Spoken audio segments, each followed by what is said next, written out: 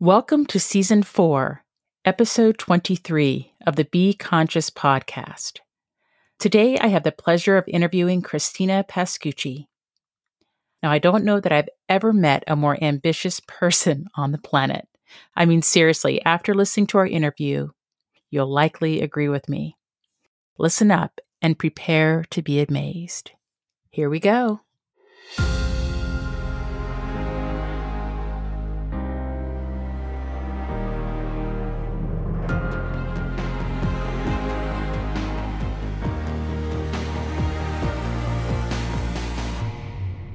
Welcome to the Be Conscious podcast, the show that brings you enlightened perspectives on the frequency of money, life's many challenges, and those heavy feelings that may be holding you back from living your best life. And now your host, Dr. Susan Nicholas.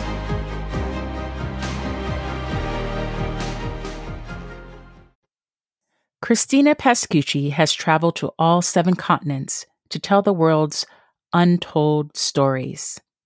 From interviewing the world's spiritual and political leaders to exposing and prompting change of corrupt policies, Christina's passion for uncovering the truth transcends borders.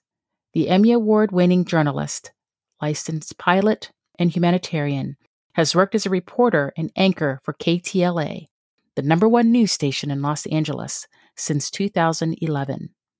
In 2020, she was awarded the LA Press Club's Journalist of the Year. Christina is wildly passionate about ocean conservation and the environment. She has highlighted the issues from Antarctica and dived with hundreds of sharks, including the great whites, to expose the shark finning industry.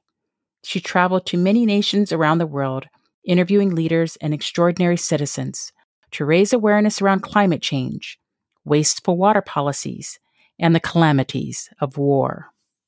Christina, welcome to the Be Conscious podcast. Thank you. Thank you for that generous introduction. I really, really appreciate it. And you. And I could listen to your voice all day long. It's so soothing.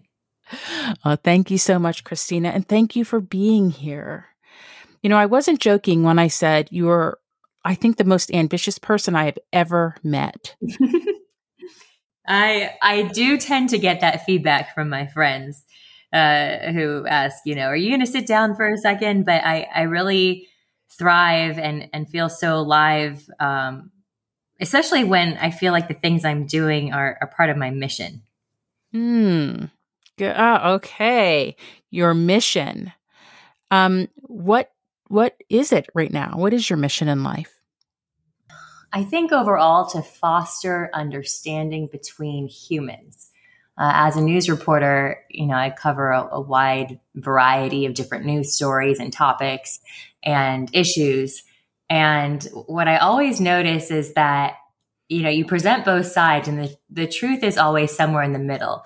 So if we could help one another see the other's perspective, even a little bit, that can help us expand. And in my view, makes the world a better place. That's why I think traveling is one of the greatest teachers on the planet. Oh, I would agree with you. You said something about truth. And I think a lot about that word because I think the truth, each person believes they're speaking it until perhaps their awareness is shifted to maybe a higher, even perhaps a more universal truth. But I don't know. Truth, I believe, is about perspective. It's different from fact in that it's based on maybe perhaps your life experience. We hear people say your truth and their truth, and it's based on your life experiences, your perspectives, your awareness. What are your thoughts about that? Well, I think like beauty, truth is in the eye of the beholder. So I do agree with you in a sense. Though there are some universal truths. And when you're looking at, for example, if I'm covering the news story of the day and you're looking at the different truths, there are certain things that are true within that story, but then there's a perspective. So, for example, if you're covering like my story today involved an assault on campus, and it's a horrible story, but if you're looking at the issue as it stands, the main truth is that it happened, right? But then if you look at it through a certain lens, you could say, okay, well, what led to this point? And what can we do as a society to shift and expand perspective, like how each person got there in the first place? And, just you can learn so much more than just the objective truth that lies before you when you dig a little deeper and you ask people their view of an incident. And I was actually very amazed by this. I want to call her a survivor and not a victim, because she so bravely shared what she went through. And she really believes in seeing the good in people, despite the circumstances she faced. And she still feels that way. And so I think, in every situation, when we encounter someone and get their perspective on something that happened in their life, there's something to learn there as well. So you said something about a news story about a quote unquote victim that you said, no, this is a survivor. And again, that's about perspective, right? And then you shared a little bit about this individual's perspective. Yes. And it makes me wonder about events, things that happen that perhaps, now this is going to take a little bit of maybe mind gymnastics, but perhaps everything just is. It's not good or bad, right or wrong, in or out, black or white, just happens. Something happens. And how we perceive it really determines the meaning that we put behind it. And that really nothing at all in the world means anything at all except the meaning that we give to it. That we attach to it, correct. Exactly. Exactly. So perhaps everything just is, or is neutral in a sense, and it's charged by our perceptions and our emotions. We lend our meanings to those events. Yes, and we are the result of our experiences and the meaning we've attached to them. Exactly. Yeah, for sure. And I think, looking to my childhood, or, you've shared some things in the past that are very profound, and the meaning you've attached to them has helped determine who you are and how you are now spreading this light in the world. Exactly. Now, Christina, I really like to learn about my guests, just like the essence of them. Can you take us back to your early life, your childhood, and can you help us to frame you? Like, how did you become this amazing woman that you are today?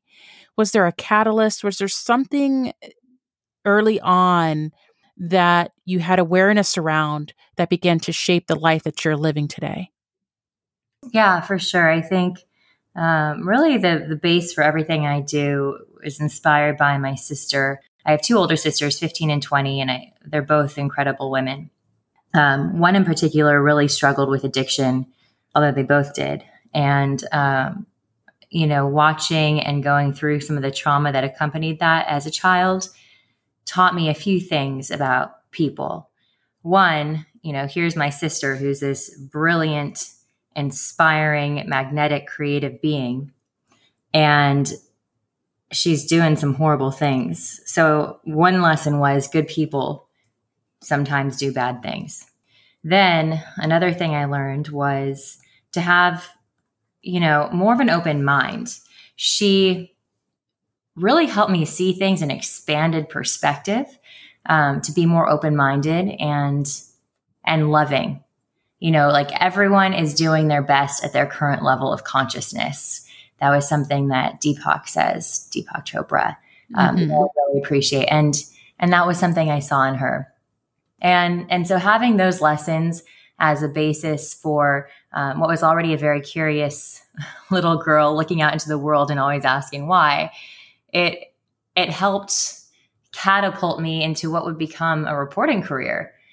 And truly learning about people and figuring out their motivations and how they end up doing what they're doing. She was dealing with some mental health issues and didn't know what was wrong with her as a kid. So she self-medicated. She became an addict as a result. And it wasn't until her 40s she was diagnosed bipolar. So, that was another lesson, is what are these current constructs and systems we live in, like the mental health system, and what can we do? What role can we play in making a positive change? And she spurred that. Over the several months that we've known each other, you've spoken about this sister really influencing your life.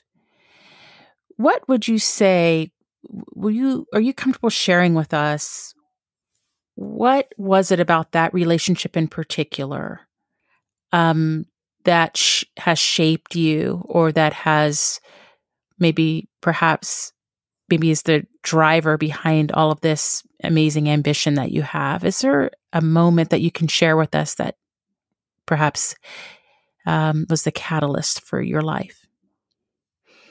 Yeah. This is something I've struggled with, because I want to share some specific moments perhaps, but I also don't know that there was just one. There were moments where I feared, that she was going to hurt me. Or, she tried to while she was in a drug-induced state, and that was not her. And, when I've asked her, because right now we have a good relationship and I love her so dearly, and I've asked her before, can I share some of this? Because I think that there's a lot that can come from it. And she said she trusts me, which I really appreciate. I think that's incredibly brave of her. But yeah, imagine being a 5-year-old and having a 20-year-old sister who's watching you, and then, under the influence of drugs. And it was just, there are a lot of moments that were very scary.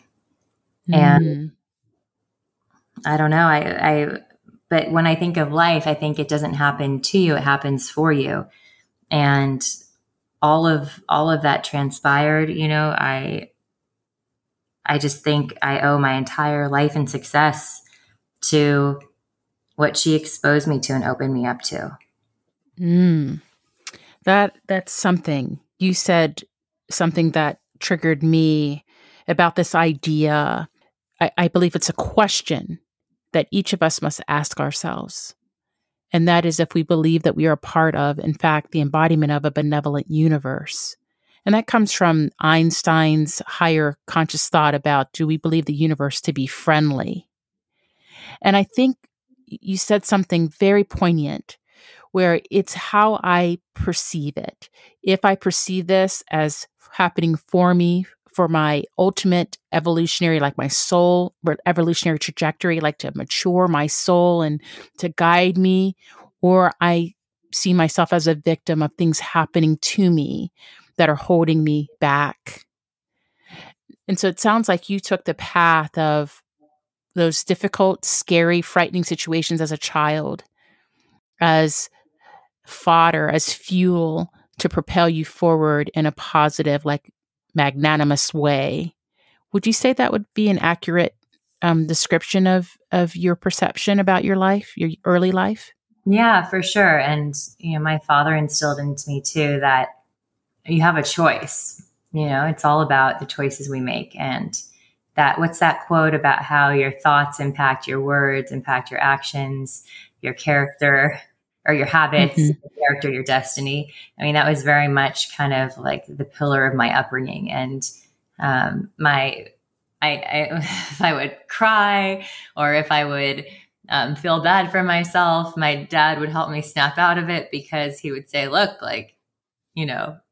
which, by the way, I do think people have a right to feel their emotions. I don't know, it would go back the way that my dad did, maybe with a little bit more softness, but ultimately that was a great lesson for me too, is that I have two choices in this moment on how to react to this, and I can choose to wallow in self-pity, or I could choose to use it as fuel for my fire to do good and be better.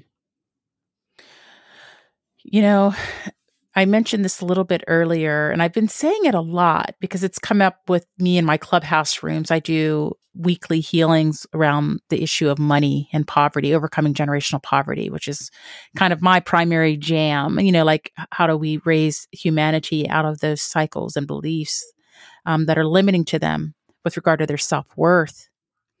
And one of the things that I talk about kind of a great deal is this idea of the unexamined life. And we spoke about this just briefly before this recording, this concept of we are born into constructs. We're born into ideologies of life, in conditioned ways of living, these ideologies of living. And we don't really examine them until they don't feel good, or we don't fit in, or something doesn't feel right about it. And Socrates is quoted as saying, "The unexamined life is not worth living." And I think what you are doing, at least what it perceives to me that you have done and continue to do, and it's something that I also do, is to examine my life. It's examined how I am being, my existence. When something doesn't feel right, I pay attention to that. Because I believe those feelings that are emanating from the soul of us are ultimately what is guiding us.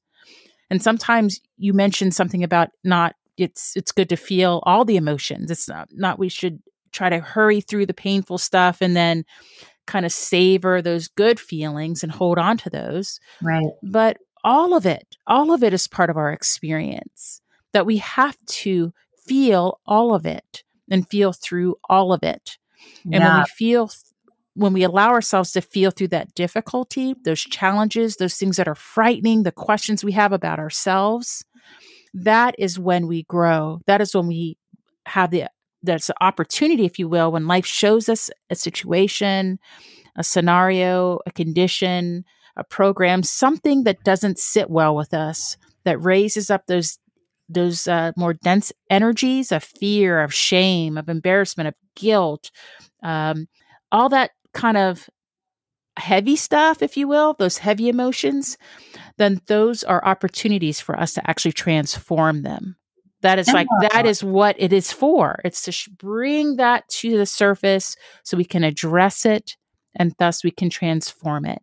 Right. It's helping you have the attention toward it, to understand that that's a spot where you can expand your life. I don't want to say improve, but grow. It's an opportunity for growth. And what if we looked at all of the biggest things we perceive as curses and treated them as the biggest blessings? I have a few friends who have had cancer, which is, something words that no one ever wants to hear. But one in particular, this woman, Sherry, who's a camera woman at my news station, she says that cancer was the best thing that ever happened to her because she wasn't truly living before that diagnosis. It was like Walking Dead. Yeah. So, you look at things like that, and then it's easier said than done for sure. But that's why you can seek counsel and inspiration from people like you to have that as a reminder when things get hard. I think that's exactly the truth. There have been a few acronyms floating around the internet, Instagram, about fear. And some will use that acronym, the FEAR, to say, fuck everything and run, as in response to danger. Like, I'm just going to get away from this thing. Uh-huh. And then there are some people that will take that same feeling of fear and turn that into face everything and rise to really elevate our vibration. Mm-hmm. And the distinction I like to make of that is sometimes, and you may be able to share with us this kind of swimming with sharks kind of idea. Sometimes things are fearful, like I'm in imminent danger. You fly planes, you swim with sharks, you've met danger, things that are dangerous. I saw the video of you climbing Kilimanjaro, and you're short of breath and you're cold, and there are things that have ways of harming yourself, and you have to make your assessments, and that's actual fear for the safety and the protection of your physical self. And then there are those psychological fears, like the fears of, one fear that I held for for much of my life is of not having enough, not being enough. Fear of not, when you talk about homelessness and your role with that, fear of, not having shelter or having food insecurity, home insecurity, harm to yourself.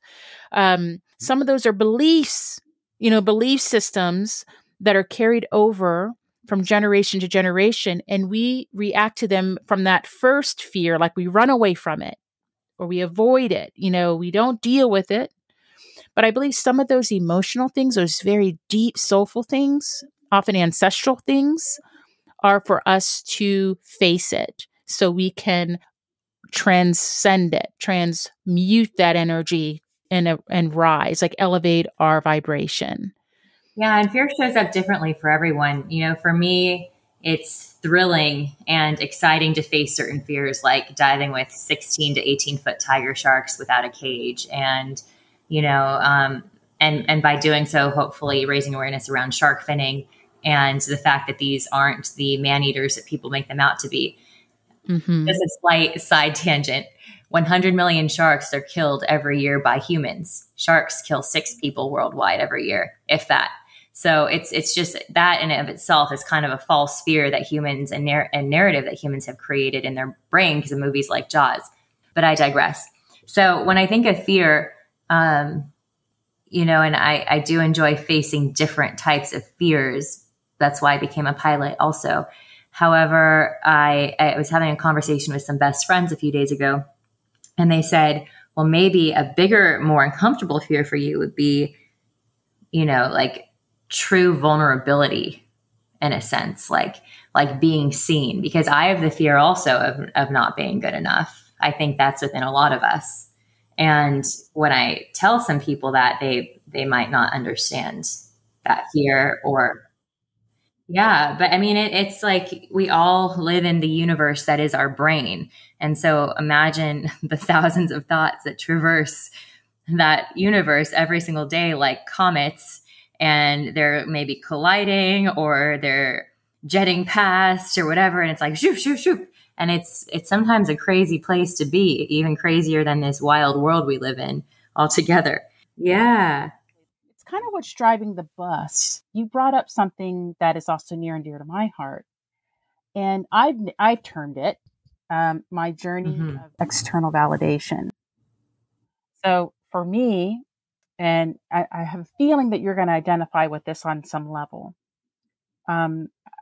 I say kind of the journey may be different. The circumstances, time, space may be slightly different, but the feeling is the same. It's the same feeling inside of proving that you're good enough, that you're worthy. And so coming up in that state of poverty, like that cycle of generational poverty, believing that there were not enough resources. And I internalized that. I think this is what many of us do when we don't have enough resources. We believe that we are not enough, that we're not good enough, that there's some reason that I wouldn't have enough, and it must be something to do with me. And so we'll take that belief and they'll play out in these elaborate scenarios throughout life where we are shown ever more situations and circumstances where we feel unworthy, where we don't feel like we're good enough in some way, tall enough, short enough, beautiful enough, thin enough, smart enough, whatever enough, intelligent enough, funny enough, whatever enough. And it shows up over and over again. And it takes us on these very convoluted journeys in life. And my best friend is a life coach and she constantly is feeling that not enoughness. And this is someone who's been working deep in this work as well for, a decade, if not more. And so I think my lesson lately too has been to have loving self-forgiveness and compassion above all, because even if I work at diminishing that feeling of not enoughness, or lessening it, it'll pop up at unexpected times. Something will trigger it, perhaps, even if, I've come a long way with addressing it. And then what are the tools you have to be prepared to go to battle with it? And how can you give yourself love to know, okay, this too shall pass. What you said about this universe of the mind, that we're battling this voice in our heads. Sometimes that mind chatter, that interruption of the mind, the one that is telling us over and over again that we're not good enough, sometimes that voice is more treacherous, I think, than the physical world that we are living in. And I do agree that this too shall pass. But one thing that I wanted to, I guess, discuss with you is this idea that maybe what we're really fighting in our head is the past. Sometimes we fear that the past will repeat itself in our present moment, or that our past will actually project itself into our future. So we're going to take a little bit of a break, and we're going to talk about fearing the past becoming our future.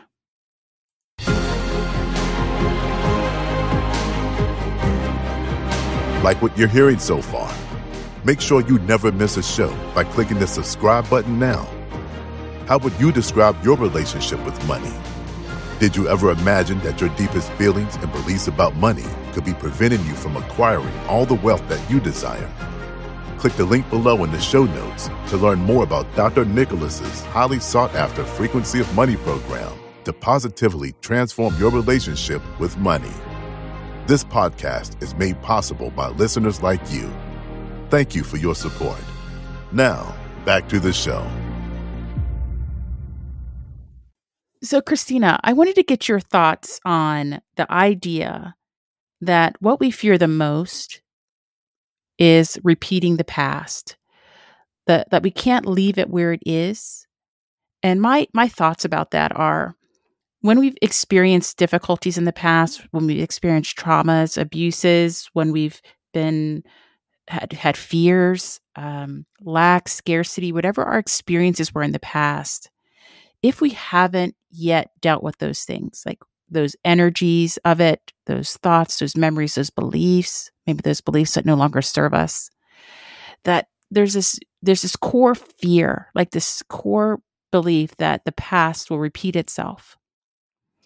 And that in our present moment, when we face a circumstance, a situation that kind of reminds us of the past or something that we've experienced before, it could be a circumstance, it could be an experience, then that energy of the past almost shows up, and then we are afraid, or we feel that we're not enough, or that old kind of tired record keeps playing.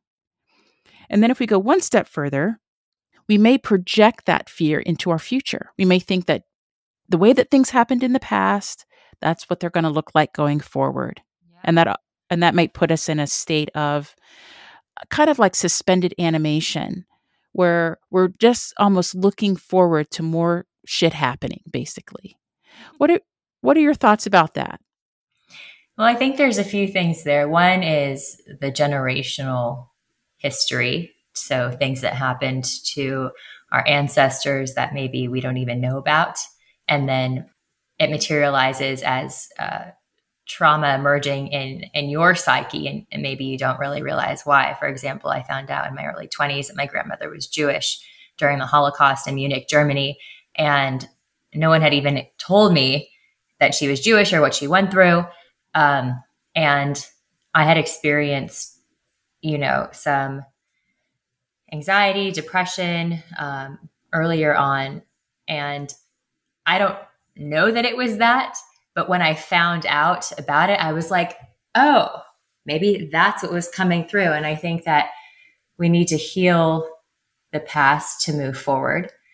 And also in our current iteration in this life, you could have siblings or whoever, they say you most resemble the 5 closest people to you.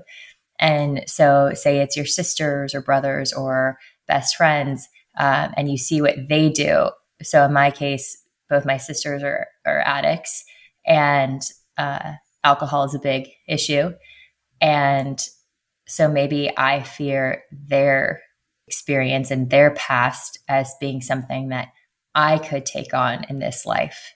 And the thought of that is very scary. Yeah. Mm-hmm, mm-hmm, mm-hmm.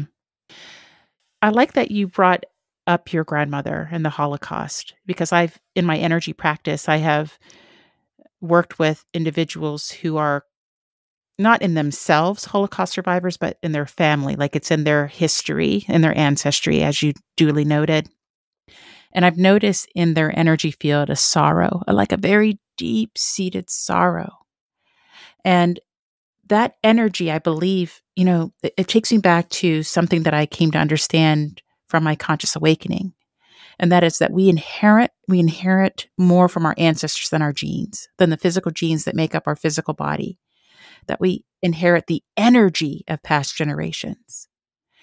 And when we are in this life and we are standing up to this stuff, like when we are facing these fears, these energies, these belief systems, when we're dismantling old constructs, whether they're within ourselves, our families, our societies, then we are actually transforming ancestral energy. Like we don't know it. We've never been taught about it. We're taught about the physical world, but never really about this inner world.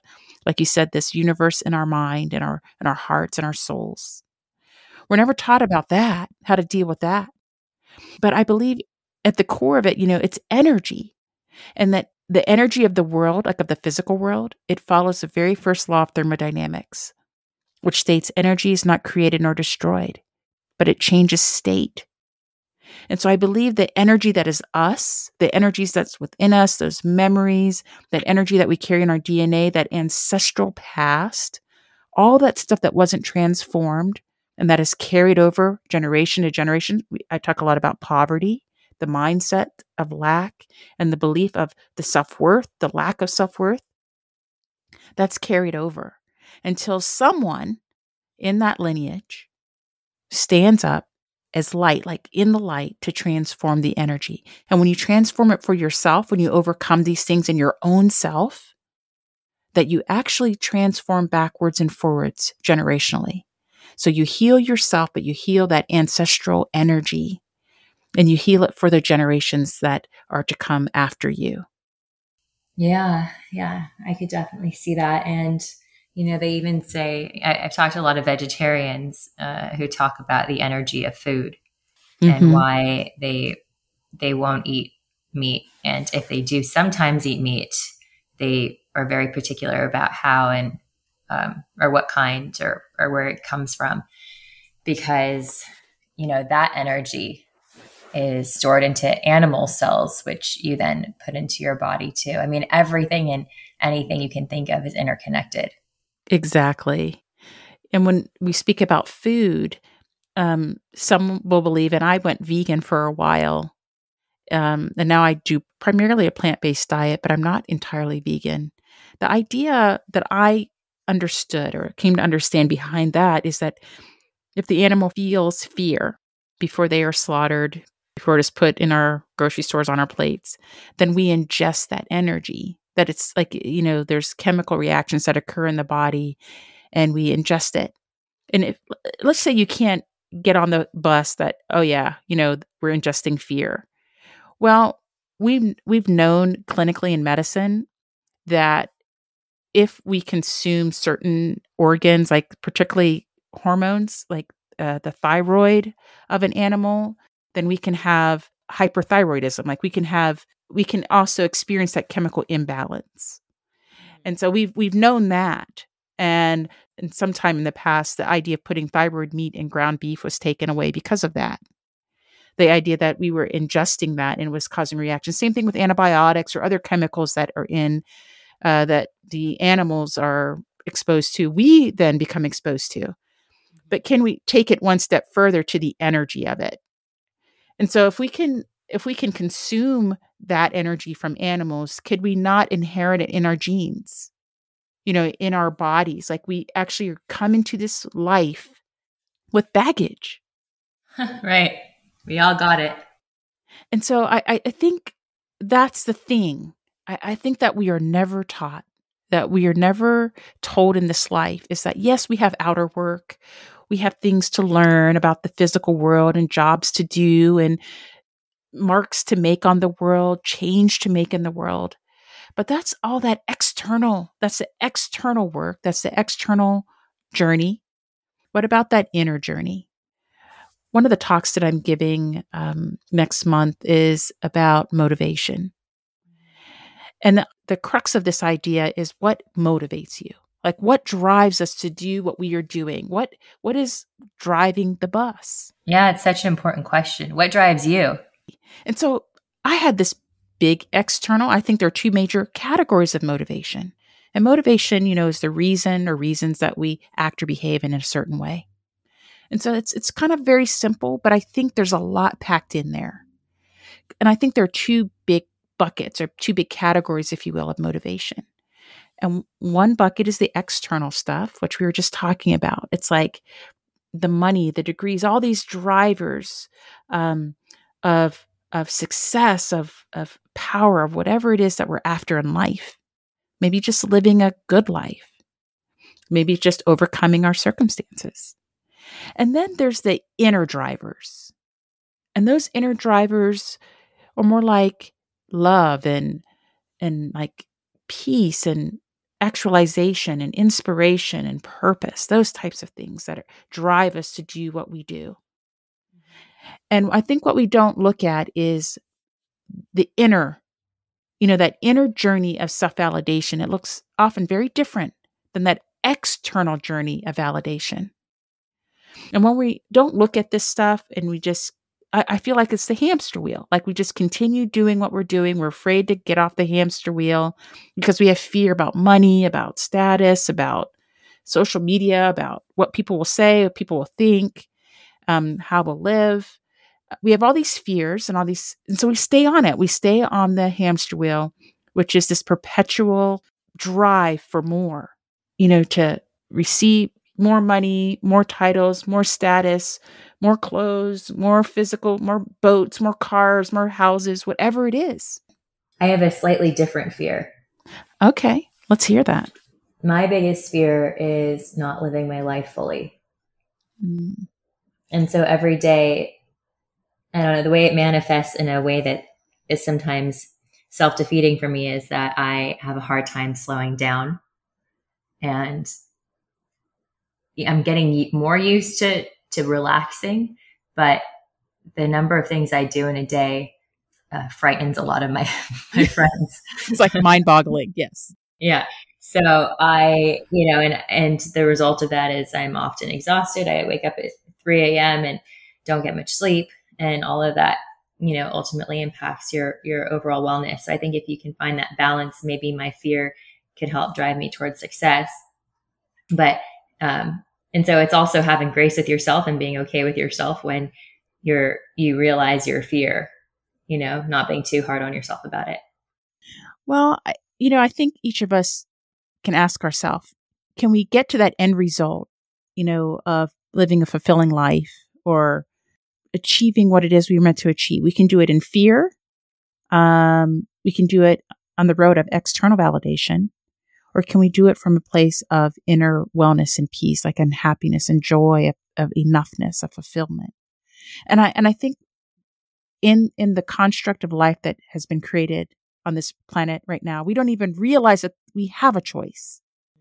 It all feels like this external thing. And I think when I know for myself, when I took that external journey of validation, I was completely exhausted. I was to the point where I no longer wish to exist.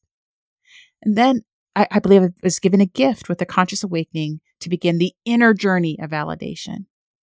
And each day I do these long days. Like I've been like flying up to New York in the morning and doing some speaking stuff, and then flying back to Atlanta in the evening, and then picking up my kid and doing this. And I don't feel, it's like in my mind, I'm like, oh my gosh, what a long day.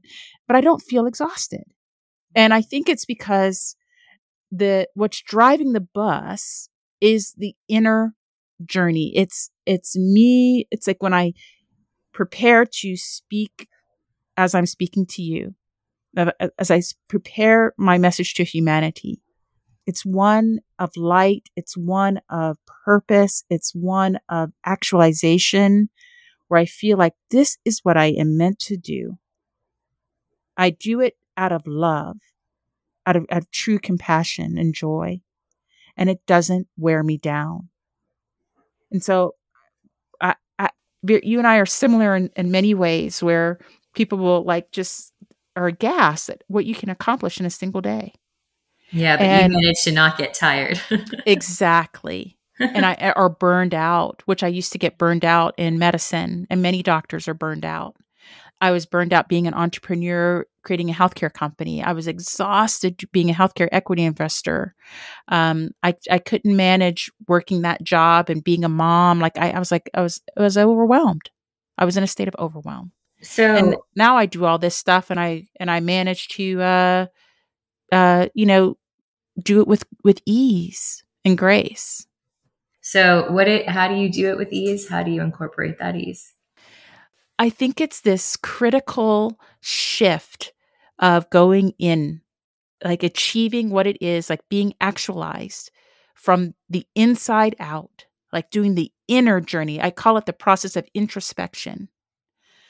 You know, when I was on the external journey, what was driving me was I was like the bat out of hell. I need to get out of poverty. And I was battling shame, like a lot of shame about my family, about community, how I was raised. I, it was like this big, literally geographic and educational, like it's about being credentialed, degree, like educating myself out of poverty. And so there was this huge void of in my self-worth. And I believed that I could fulfill it by moving far enough away from my family and educating myself so I could earn enough money to survive. So I did all that stuff, went to college and medical school and did a surgical residency and a fellowship in cardiothoracic surgery. And then I went to business school and I started 2 companies and I became a healthcare equity investor. I became a mother. I mean, check, check, check. I did it all that I could like muster to do, but I still had in me that the void, like the soulful void, the woefulness, the sorrowness within my own soul. And it exhausted me to the point I did not wish to exist any longer. I feared that wouldn't make it. I wouldn't make it. And then I believe through awareness, I was giving, I believe, a gift of conscious awareness where I began to travel outside of myself. Now, of course, I thought I was just dying and I was pleased. I was like, finally, I'm out of here. But it turned out I kept coming back. I was like, oh, I thought this was it. But this is what it looks like when you're about to die. You just leave out of yourself, have experiences, and you come back for a little bit, and then you're out again, and finally you're gone. Well, it'll be 10 years since I've been consciously awake with that ability to tap into the alternate dimensions. And I come back with these messages. And I realize, and it has helped me to become actualized. Like I've been taking for the past decade this inner journey of self-validation. And it feels so different because all the fears are addressed, all the anxieties, all that self-worth, all the shame. That vibration of shame is like the lowest vibration of the soul. And that's where I used to live. Now I live at a place of joy and happiness, of actualization, of fulfillment. I think there's a And lot so of that's shame what it going is. around right now. I think Oh, there's a lot of, yes. especially with this racial reckoning we're having across America. Shame about America's past. I know a lot of white people I've spoken to feel shame about, the ugly history of our country. Mm-hmm. So Well, that's kind of interesting how best to address that. so I don't know if you've ever heard of him, but his name is Dr. David Hawkins, and he created this consciousness scale of vibrational frequencies. And at the very lowest point, it's a logarithmic scale that goes from 0 to 1,000, 1,000 being enlightenment. And the very lowest vibration that was measured in humanity was shame at 20. And that's where I used to live. And according to Dr. Hawkins, 85% of humanity lives below 200 on that scale, where 200 marks the level of courage. But below that is pride and fear and anger, all that stuff that you and I could probably just by looking out and like taking the temperature of the world could say most people are below the level of courage and hope, of love, of enlightenment. That we're not existing like that. Right. We're I do struggling. know Dr. David Hawkins. He wrote a great book called Power versus Force. Yes, the same guy. Yes. Posthumously, in 2020, his wife, Susan, helped to publish his latest book about the consciousness scale, this vibrational consciousness scale. And I think it's such a gift to humanity because spiritually, of course, you become aware of vibrations and energy and frequencies and chakras and all that. But he was a scientist as well, where he measured these things in the body, measured these frequencies in the body. And it helps us to see where we land. The question is like, where are you vibing? Where's your vibration? And how can you then lift your vibration? And so my default frequency was shame. A lot of like, I did not want to exist. I was very disappointed about life. I'm very fearful about everything, about past and the future, never enough. And then we fluctuate. There are moments of highs and lows, of joy and happiness and whatnot. But where do you default? Like, where do you sit? Like, yeah, and how do you figure that out? Yes, and I think this is what Dr. Hawkins has given us, ability to kind of see it, like in a physical sense, and then say, "Oh my gosh, my default frequency was a great deal of sadness. I had a great deal of sadness in my heart, like a profound sadness, a hollowness of the soul. That's after the happiness, the parties, the joy, the fleeting feelings of accomplishment. I would settle right back down at sadness, depression, and that was my default condition of fear. And so now it's like that I've done this work and I have this awareness, I had the conscious awakening, and I've been doing the work. I'm like, oh my gosh, my default frequency isn't depression and sadness. I'm like, oh my God, I almost didn't know what to do with myself. I didn't know how to not feel it. Right. But so my question is, how do you help people illuminate? Because a big thing I see and hear is those who want to change, but they really don't know how. And so it's one thing to say, identify your vibe, but what does that really mean? What is your advice for them really honing in on what that is? Maybe getting feedback from a few of their best friends and asking for genuine feedback, or what do you think? I think this is all about energy. One thing that we do not learn about in this life is the soul of us. It's hardly ever acknowledged that we have an energetic essence of being, that there's a part of us that is pure energy.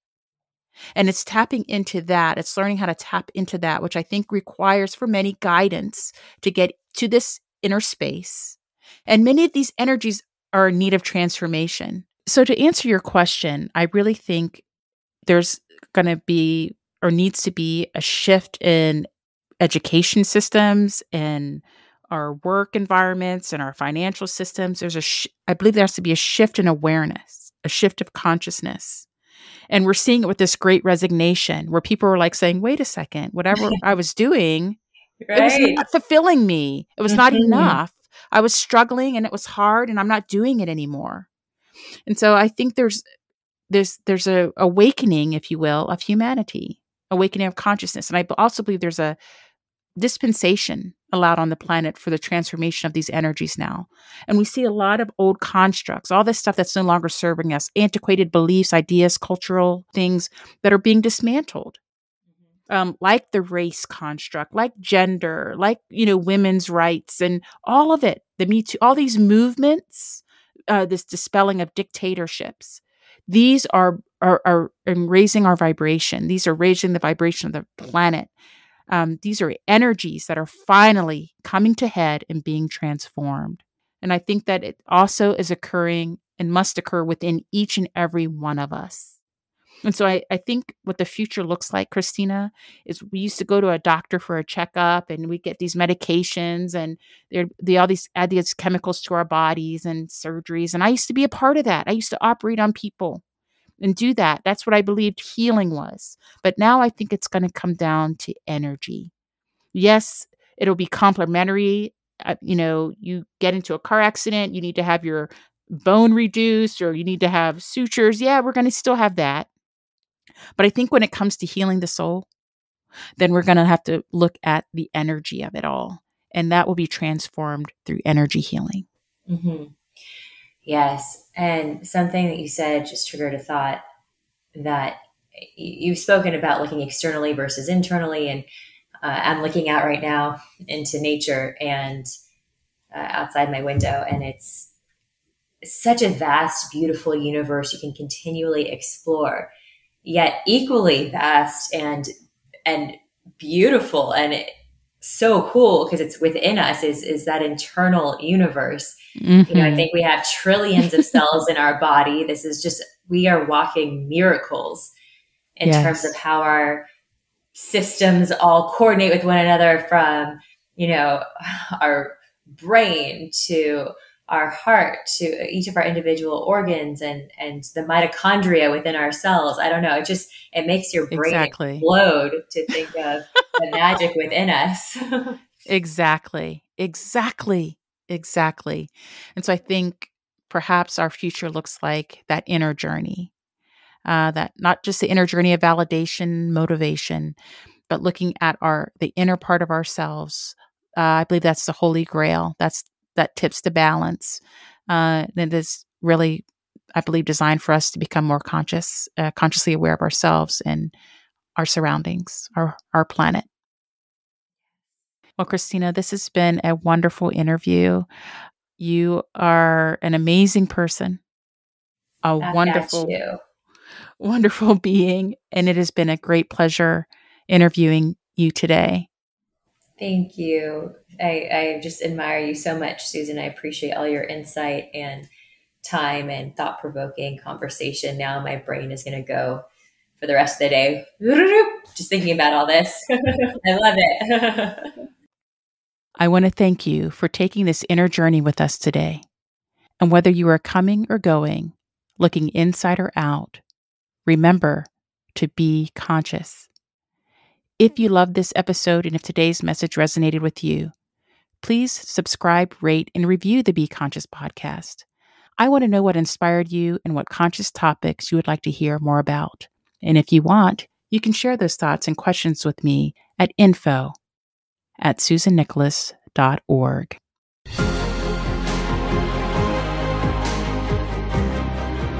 Thanks for listening to the Be Conscious podcast with author, TEDx international speaker, and conscious coach, Dr. Susan Nicholas. Be sure to connect with her to stay up to date with her latest news and works. Learn more about her conscious speaking platform at susannicholas.org/speaking. Stay tuned for the next thought-provoking episode. And whether you are coming or going, looking inside or out, remember to be conscious.